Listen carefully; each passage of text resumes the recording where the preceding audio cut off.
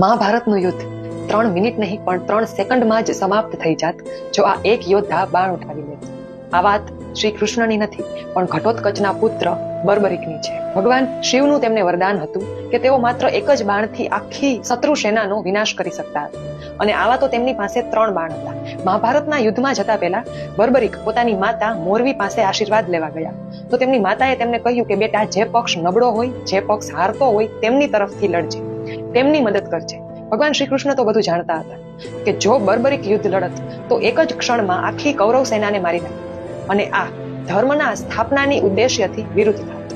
બર્બરીક કુરુક્ષેત્રના મેદાનમાં પહોંચતાની સાથે જ ભગવાન શ્રી કૃષ્ણ બ્રાહ્મણનું રૂપ ધરીને તેની પાસે ગયા અને દાન સ્વરૂપે બર્બરીકનું મસ્તક માગી લીધું. બર્બરીક ખૂબ જ દયાળુ અને પ્રામાણિક હતા.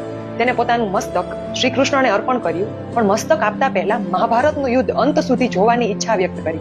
શ્રી કૃષ્ણએ બર્બરીકનું મસ્તક કુરુક્ષેત્રના મેદાનથી થોડે દૂર ઊંચા પહાડ પર મૂકી દીધું, જ્યાંથી તે આખું યુદ્ધ જોઈ શકે. મહાભારતનું યુદ્ધ પૂરું થયા પછી પાંડવો વચ્ચે વિવાદ થયો કે આ યુદ્ધ જીતવાનો શ્રેય કોને જાય છે. ભગવાન શ્રી કૃષ્ણએ કહ્યું કે આ પ્રશ્નનો ન્યાયપૂર્ણ જવાબ માત્ર બર્બરીકનું મસ્તક આપી શકે.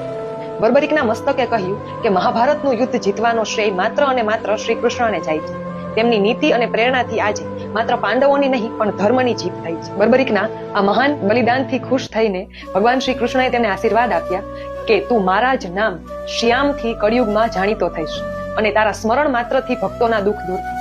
ભગવાન શ્રી કૃષ્ણના આ આશીર્વાદથી બર્બરીકના મસ્તકને રાજસ્થાનના ખાટુ ગામમાં દફનાવવામાં આવ્યું, જ્યાં આજે તેમનું મહાન મંદિર છે અને ખાટુ શ્યામજી નામથી તેઓ વિશ્વભરમાં પૂજાય છે. તેમના માતાના આદેશ પ્રમાણે આજે પણ તેઓ હારેલા, નબળા, દુઃખી અને લાચાર લોકોનો સહારો બનીને તેમની ઈચ્છાઓ પૂર્ણ